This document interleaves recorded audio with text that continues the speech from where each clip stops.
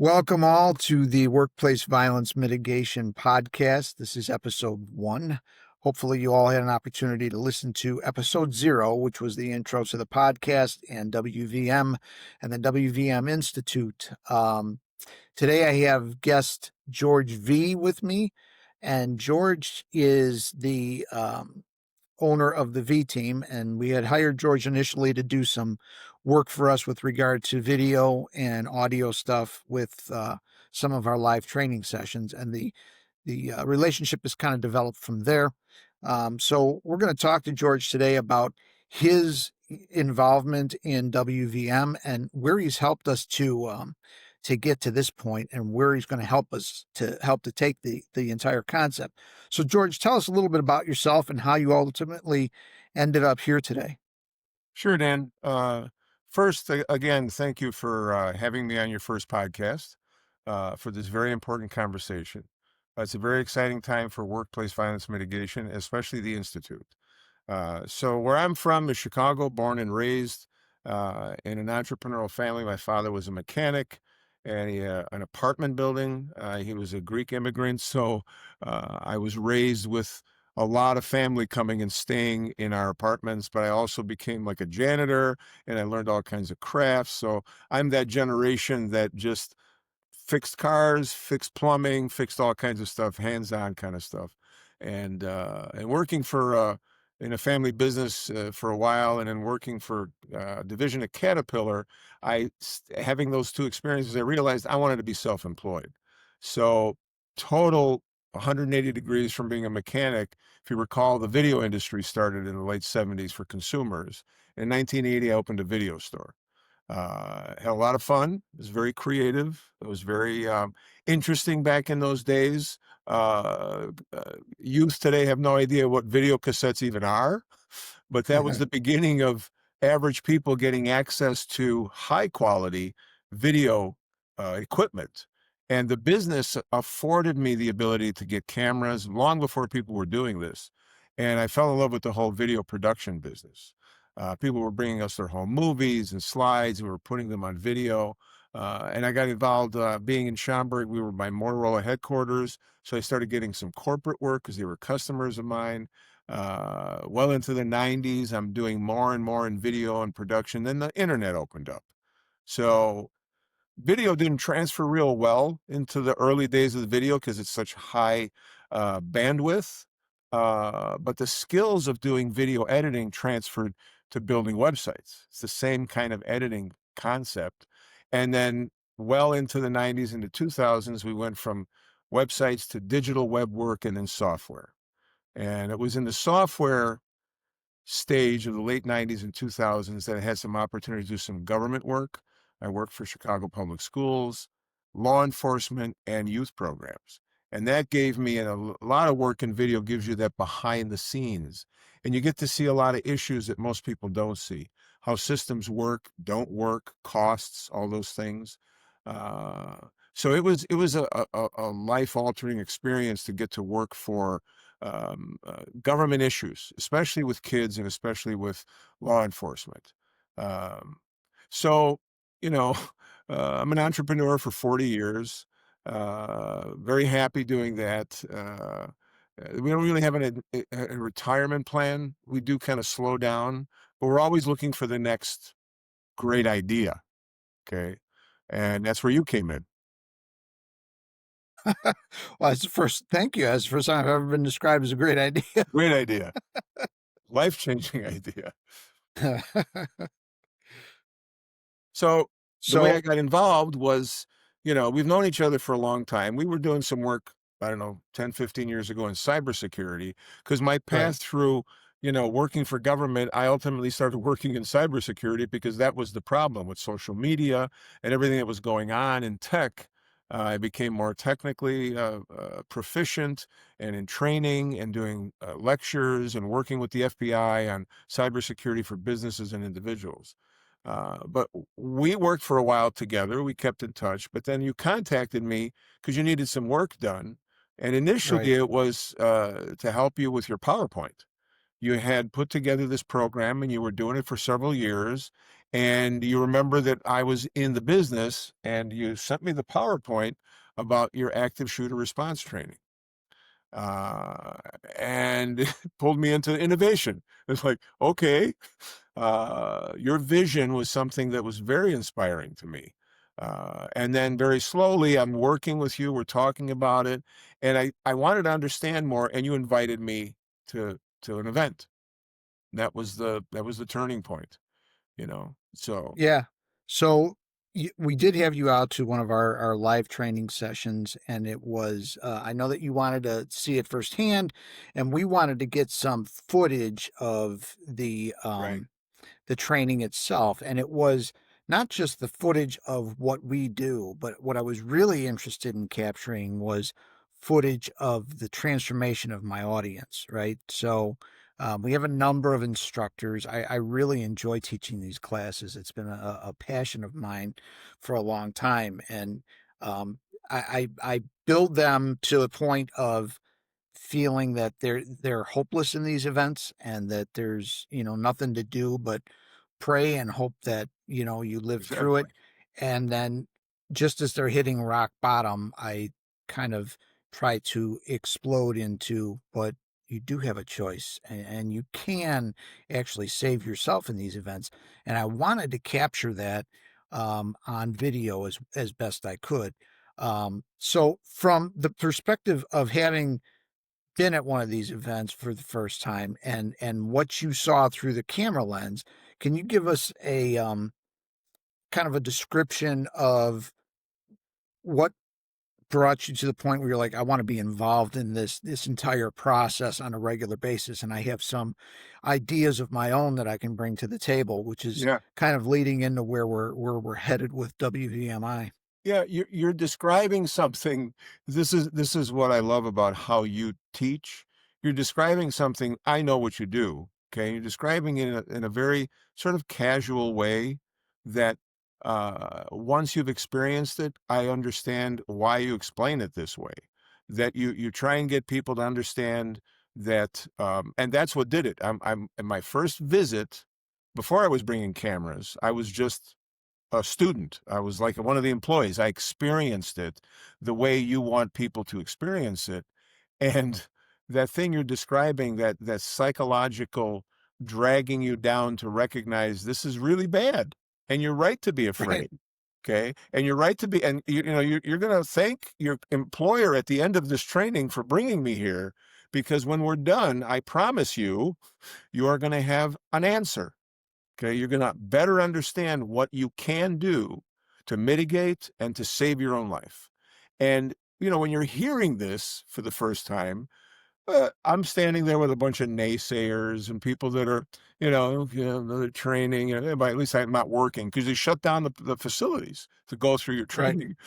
And by the second scenario, because you put on 3 scenarios, live scenarios, by the second scenario, I really wasn't paying attention to anybody else, because I didn't have the bandwidth to take in how they were reacting because of how I was reacting to it, how I was Yeah. experiencing what the shock is. That if you're not, maybe we're getting too deep into it, but if you're not police trained, law enforcement trained, or trained for the military, maybe you own guns, you've shot a gun, but you've never had gunfire coming at you randomly for no reason. Okay. In law enforcement and the military, you're trained. This is what you're doing. You have a weapon. It's war. This is a war Right. zone where you're the civilian that's all of a sudden being attacked with high-powered rifles and guns, and we're not wired for this response. And that's what you do in the lecture, and then we experience it, and Yeah. that's life altering. It's something that, like I said, that first time I could care less what was happening to anybody else, because I was feeling something that I couldn't wait to go home and share it with family. I said, Yeah. sit down. It's classroom time. I'm going to share with you what I experienced, because it's going to change how you look at the world and how you're going to think about what's happening with all the gun violence. Yeah. And with regard to the video, when we took that step, it made it a lot easier for me to then observe, because now all I'm doing is watching you. I'm filming the audience. I'm capturing what everybody's doing, exactly what you were hoping to get. And Right. it was, again, consistent. You know, you go through an experience. I mean, if you go to Disneyland every year, it's exactly the same. They manufacture that fantasy for everybody perfectly every time. Right. I've put on lectures that don't even match to one week to the next. I've been to conferences, I've gone to trainings, and they don't sync up perfectly. The audience is different, the culture is different, the climate is different. So by the third time I filmed you, I had the identical footage every time. I had the Yeah. identical reactions. I had the same process, the same experience. You had tuned this experience down to every little nuance. You had heard enough response and reaction from people, and were not just prepared with an answer, but an anecdote, an example, a metaphor. It was just like this. Exactly. That's our point, you know. And again, not to Right. give away too much, by the third scenario, when you blow the roof off, okay, there's a completely different group of people in the room. It's Absolutely. the people that walked in that room are not walking out of that room. They have been changed, every single one of them. And that's what committed me to, I can be part of something that's saving lives and Yeah. livelihoods. I can be part of this, and I am safe. You know, and Yeah. you've made me safer, and you've made my family safer. You know, that's a bonus, Dan. That's why this is important to me, is because Yeah. all through my career, my favorite thing to do was give back and to help, mostly kids. Okay. And this is helping kids. This is helping families. This is helping dad and mom at work go home at the end of the day to their Right. kids, you know? So Yeah. yeah, I'm passionate about it because you are, and you're the real deal. You're just genuine. You care. You tell the truth about how bad it is and why we're not able to fix this. And you have to take it Right. into your own hands to do what you have to do to, to save your own life. Yeah. So, And it's a, it has to be, in order for the training to be effective, we only have these folks as a captured audience for a period of 3.5 to 4 hours. So I've got to go from, in that time, I have to take the individual from, this is never going to happen to me, to, oh, maybe this will happen to me, to, I am destined to be a victim here, to exactly. FAFO, right? Yeah. The end result is the FAFO. So, and I'm not going to get into what that means. I think most of you already Most of know. us So, know. yeah. Yeah. So that, and all in a 4 hour period of time. So I'm not trying to take people and turn them into Navy SEALs here. It's not going to happen. The I'm not even opposite. trying to, No, right. I'm not even trying to turn them into no, a law enforcement mindset, but no, this not is at all. all about the mindset. No, And that when we wouldn't were work. talking, That no, wouldn't work. That's not a mm-mm, solution. No. no. But when we were talking about this, and the my resistance talking to you and some other people that frankly had some input as to what I was doing and how I was doing it, started to come down a little bit with regard to going to the online version of things. And my resistance came down because ultimately I want to get this information in front of as many people as I Right. possibly can. Because if I don't get the information in front of them one way or another, it's not going to do them any good. They're destined to be the sheep in this event, That's right. right? That's right. So when we started talking about taking this stuff online, why don't you tell us a little bit, or tell the audience a little bit about how that transformation took place and how we came up with the concept of the Workplace Violence Mitigation Institute. Sure. So, as you had me taping all this stuff, and I learned more about the company and the other areas of expertise that you have. So, for people that haven't done any research about this, uh, active shooter training is available and has been for quite a while around the country. They have, the run, hide, fight video, which is the process that you follow and you use. But there are police departments that go to schools. There's other companies that do risk management, and some of them try and do tactical training so people can fight back and attack. There's a lot of different ways that this has been addressed. And I wasn't aware, but once I became part of your team, I started researching all of this. And one of the things that became clear was cost. This is not an inexpensive thing for a company to do with you, okay, and shut down their facility, okay? Sometimes they would shut down a couple facilities and bring everybody to one place so that it's one training. I've been to 3 shifts with you. That's a company Right. losing, in some cases, hundreds of thousands of dollars and spending a fortune for a professional team to come in and educate, okay? So the first step we took, and it involved going online, was, what about new hires? These companies come back to you in a year or 2 years, so we tried to create a compressed version of that 4 hours as a HR service where they hire new people. You got to watch this active shooter video. It's about an hour long. It's not the whole thing, but they would witness what everybody they're working with went through, and they would be able to talk to them about it. And those people, oh yeah. So there would be this cultural shift that didn't involve you coming back at a huge fee every time they hired somebody. And this is how Right. HR training works. They have to train, they have to onboard everybody. So that had some value and was working, but even that was a massive learning curve on how HR and online videos work, because ultimately people just wanted, like you said, a video game that they could check the box. They really Right. weren't interested that much in it was like compliance, OSHA rules, laws are coming out. I got to have something just because when new people come in, we got to onboard them. And that's fine. Companies have to do what they can afford to do. This is going to get very expensive for a lot of companies because it's not just active shooter training. It's a lot of the things you do. It's hiring practices. It's a facility. It's a lot of things that you do. But that's when we started to talk about, and it's really to your team's credit that you came up with this, because you had coined the phrase workplace violence mitigation long before all of this. Okay. You Right. were Yeah. modeling everything you're doing because you're doing so many services for companies that are tied to pre-event preparation, event training, and post-event. Okay. All the way to high risk termination. So companies know, we got to let this guy go. We don't want him coming back here. And that's another massive service now. Okay. Including everything from law enforcement and support and then if you're in an event, oh my God, then, companies go out of business if they're not prepared.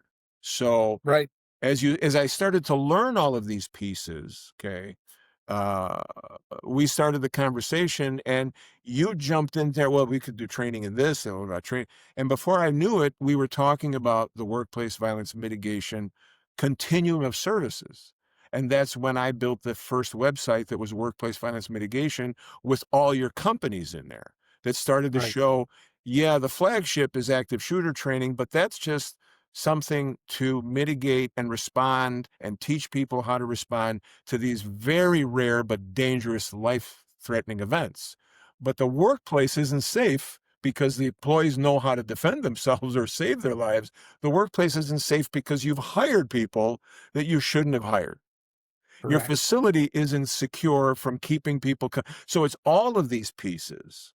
And then it was just one click after the other, realizing that every one of these things is a requirement. And if not now, it's coming for every company at the HR level to provide a lot of these services. A lot of these services, either internally or use outside service, whatever they're going to do to meet the new laws that were coming. And you came up with this at a time where, if not California, where? Okay. Well, right, and that brings us to the point of, discussing, and I know you and I have talked about it. And I've talked to some of our law firm partners about California's SB 553, Yeah. which ultimately, if I didn't know any better, I would swear that they got a hold of one of our manuals and wrote the law to fit the manual, Pretty because close. everything that we do is now required in SB Yeah. 553 in Right. California. And, obviously you and I are both located in Illinois. However, I had some predictions from some attorneys that SB 553, or the premise behind that, was going to make its way across the United States.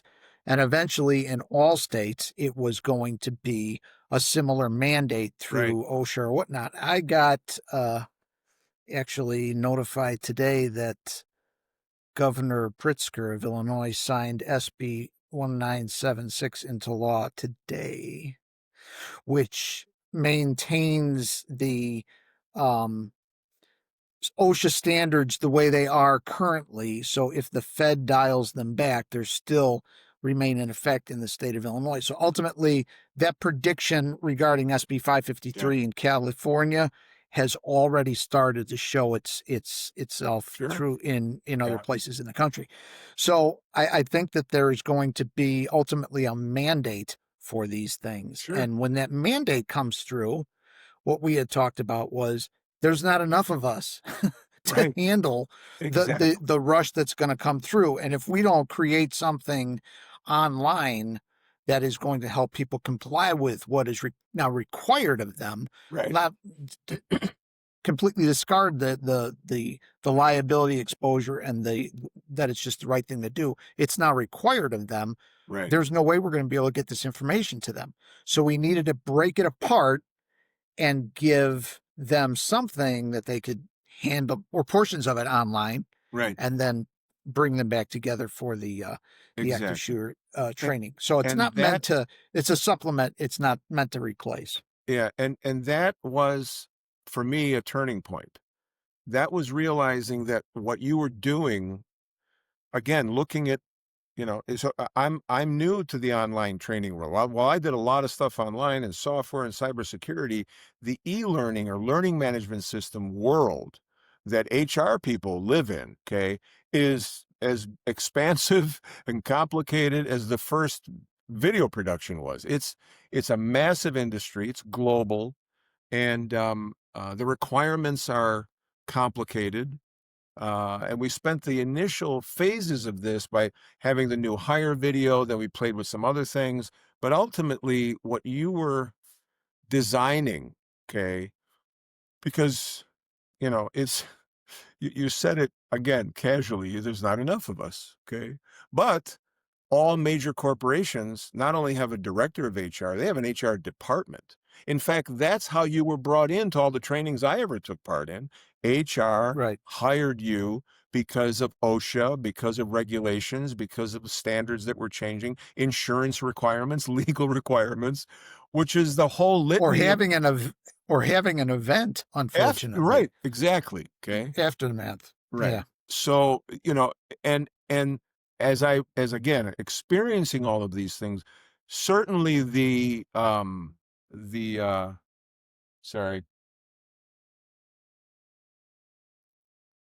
certainly the active shooter training, you call it the flagship, it's the most important piece, because until an employee is given that power, that control, doesn't matter how safe you make anything. Doesn't matter if you got a locked door. None of that matters.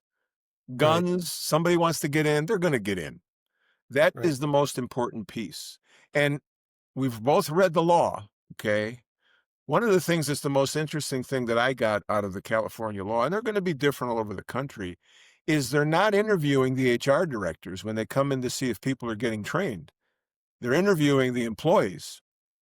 Correct. They're going to the employees and asking them, do they feel safe? Are they getting the right training? Right. Are you worried about who they Correct. hired? Is that door locked? Do you have a system in place? So that's why your system starts with the best piece, okay?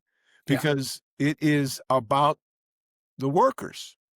It's the Correct. ones that are the innocents. They're just doing their job, standing at their machine, working at their desk, flipping the burgers. That's all they're just doing their job.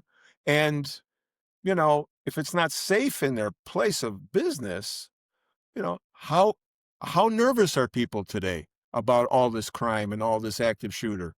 Okay. Right. After your training, I attend a lot of live music. I love, my wife and I go to live concerts. Okay. Now, the average person, I grew up, when we went into the theater to go to a movie, okay, the first thing you did was go, there's the exit, there's the exit. For a Right. fire. That's what you were taught. Okay. I go to concerts and we sit wherever we sit, on the lawn, wherever we are, and the first thing we do is design our escape. It's the first Right. thing. Okay, so Yes, absolutely. got to get past that guy. I think down here, if we got to go down, this is not fun, but this is Right. reality. Okay, so that's why that's the most important piece. But like you said, there's not enough of you. There's a lot of people doing trainings too, useless Sure. trainings. Okay, Absolutely. useless trainings.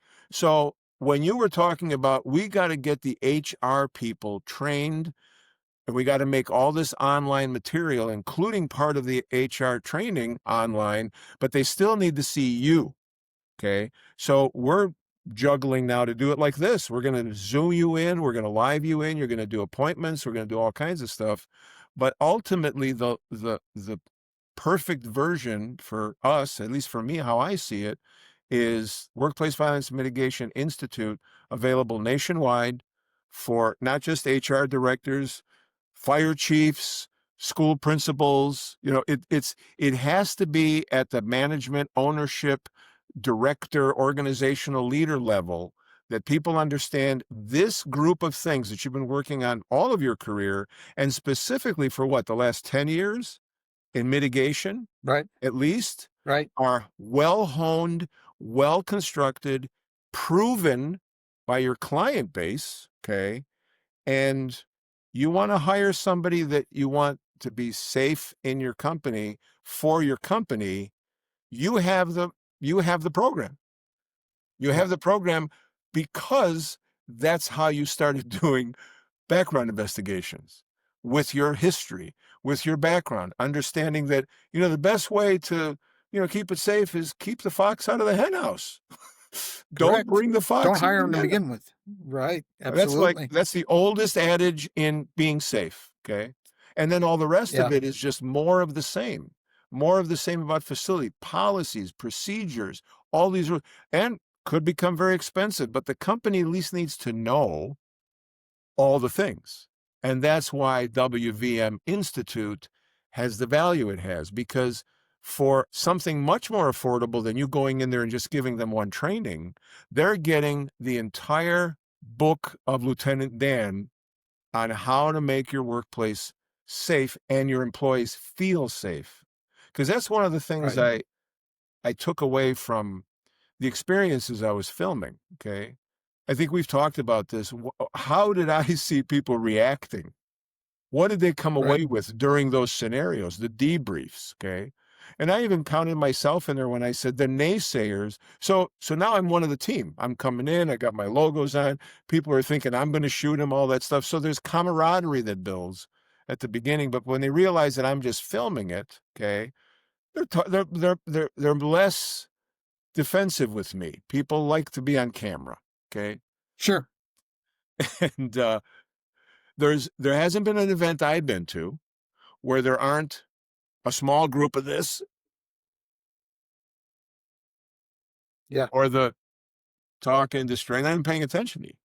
Okay. And you can't do it. People are people. This is everywhere. Imagine Right. running a classroom today with kids with their phones. Impossible. But these guys were the ones that maybe asked a question, maybe didn't, went along with it.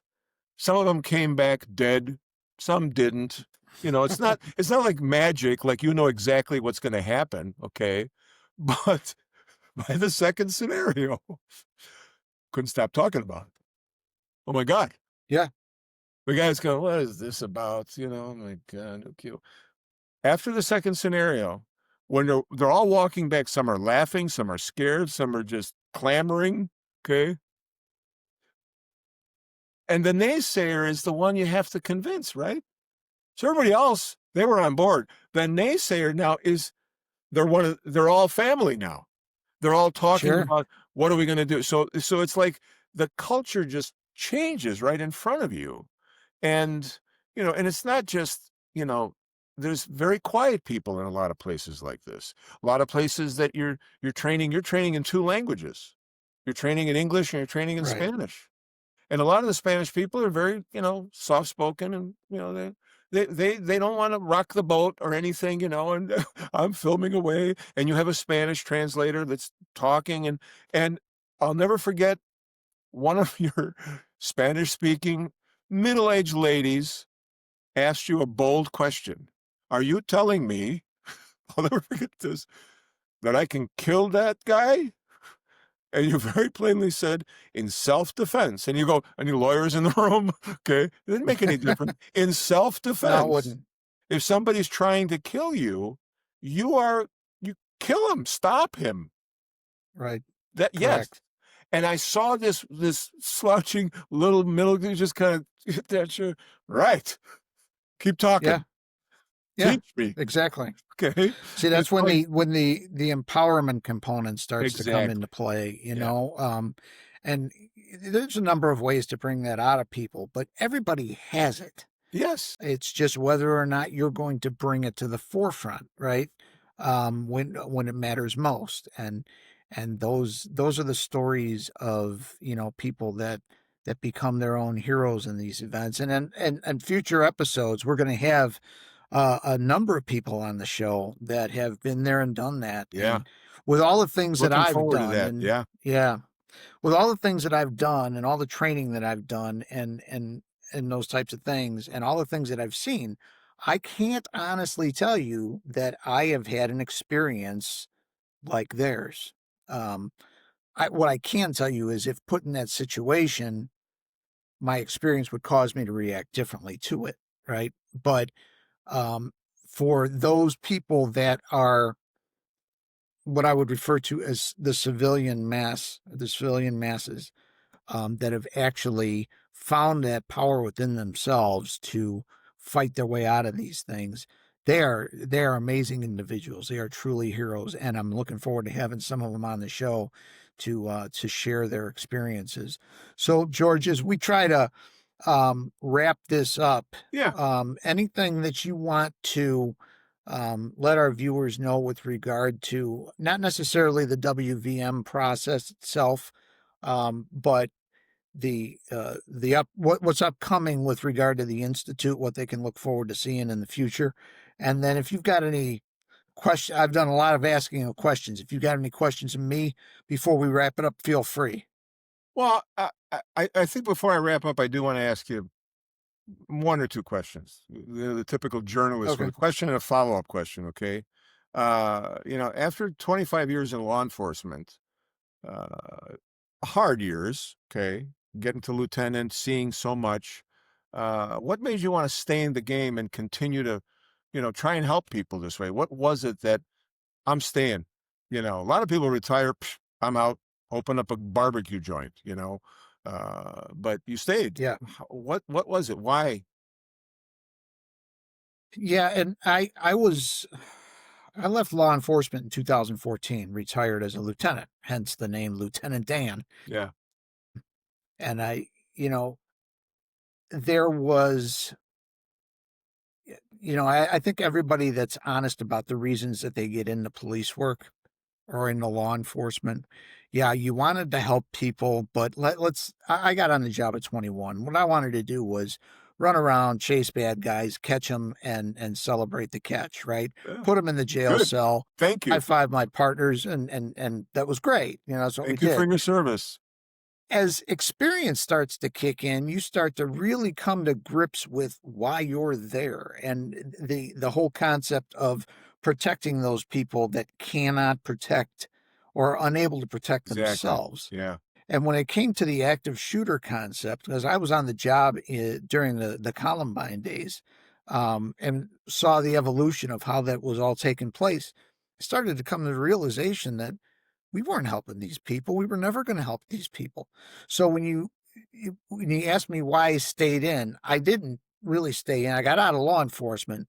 I stayed in the game because there was so much left undone, right?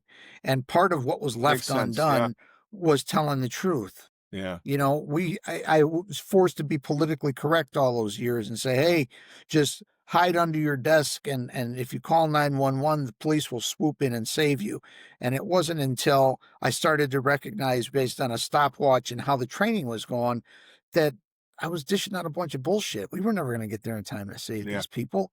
So why did I choose to continue to pursue this? Because I've got a job that's not finished yet. That's why. Good for you, man. And thank you. Thank you for that. Thank you. Um, I guess, you know, I don't have a follow-up because that really is, I'm serious. I was trying to think of, you kind of answered what I was going to ask is why this, why what we're doing, okay? And that's it. The job isn't done. The law enforcement's doing the best they can. How many different trainings did you go through? I mean, I was involved with law enforcement here for a while. You guys are training sometimes quarterly, just more and Yes, more training.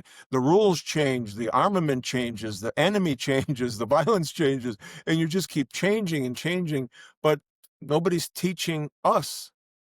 And you are correct. coming out here, Lieutenant Dan, and you're teaching us, okay?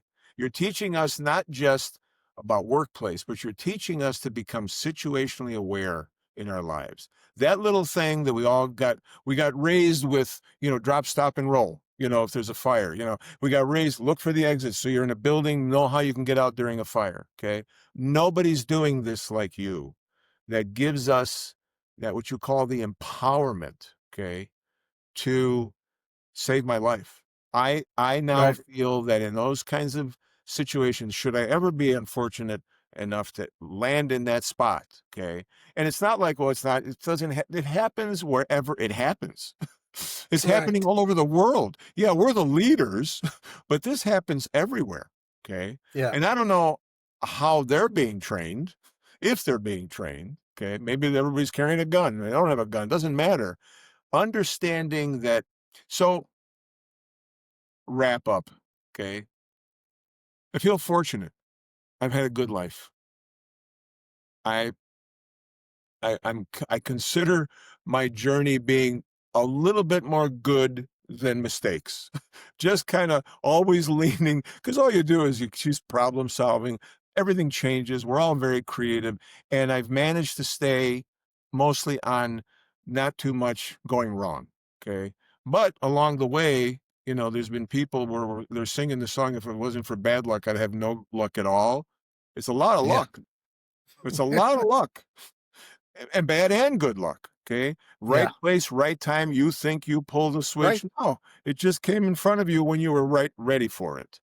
That's what this is for me. You are where I need to be. I'm lucky again because I've given the training the way you've given it to me, to everybody I care about, okay? And this isn't just family. People that I just know as acquaintances have heard about this. And, a few of them, are like, I got to get my company to do this. And then they find Yeah. out what's involved, and the company is going, what? How much does that cost? Well, now the laws are going to change. And they're going to Right. start seeing more and more of this. And you developing this process and working with me, and I thank you for that. But using now, we've been talking about this a lot, coming to this point. It's a combination of you have fine-tuned a process that will help businesses, HR directors, and mostly the employees. And I've entered a world of online learning where most of the stuff online, most of the e-learning that's out there, with a very few exceptions, is very I don't want to use the wrong words. I'm new to this, okay? But what I'm learning, because here's the other fact that you and I know, we're on our fourth learning system, Yes. okay? Yeah. It's not been an easy journey by any Not an easy means. journey, okay? And, not just an easy journey, time, money, learning. But as we've navigated through it, we have found some very powerful tools that can take it out of being a video game and make it effective enough that the message comes through, the impact is there, and when it's done right with the right intent, the conversation starts. That's the Right. point, is that everybody working everywhere needs to understand that this is their right. This is their right. And you're telling the Correct. story in a way that clarifies that. And it is the absolute requirement of every workplace to make the workplace safe against a lot Yes, of not a lot of dangers. absolutely. Okay, I mean, they're starting to put those pylons in front of businesses to stop the crash and dash, right? Correct. So my 7-Eleven, I walked up there one day and it's like a fort. Okay, Yeah. so because of insurance, Yeah. because of legal, because of lawsuits, because of death. So Sure. you are, and I'm delighted to be part of this, a messenger of hope in a hopeless feeling. And that's Yeah. very positive for me. That's my closing thought is I'm in. I Well, had no intentions of doing anything but continue to grow this. And as far as what's coming is more of the same, more of the same. Look at what's needed in the workplace and workplace mitigation and safety, and you're building the courses for that. And and go for ahead. our listeners, if we are open for feedback to Absolutely. feedback and suggestions. Right. So if you're watching this podcast or listening to this thing and thinking, hey, our company could use some kind of training on this or that. I'm Exactly. not saying that it's necessarily in our wheelhouse to do all of it, right? We know what we're good at. We focus on what we're good at. But I might be able to find you resources. And certainly, George, your company could help those resources develop classes that can go online, right? Exactly. So that Exactly. these folks can Yeah. access them easier and in a more cost effective manner, right? Exactly. Yeah. So we've got that. Thank you very much for being here. Oh, It's been a it's an honor. great Appreciate it. conversation. Yeah. We will do this again. I promise you, I will have Yeah. you on again, and we will talk about new developments and whatnot. So for our listeners, this has been our first podcast episode. I think it went great. It was a lot of fun. It was. George has been a great guest, Thank you. and we hope that we're building a fan club that will continue to watch us or listen to us going forward. If you have any ideas, suggestions, if you're interested in being a guest on the show because you've got something to contribute, by all means, reach out to us. You can find us at workplaceviolencemitigation.com. There's a method by which you can send us messages through the website there. We will try to answer as quickly as we can. We usually get back to you within 24 or 48 hours if we're not busy out training. So by all means, reach out and let us know. It's been great. Thank you very much and farewell. Good night. Good night.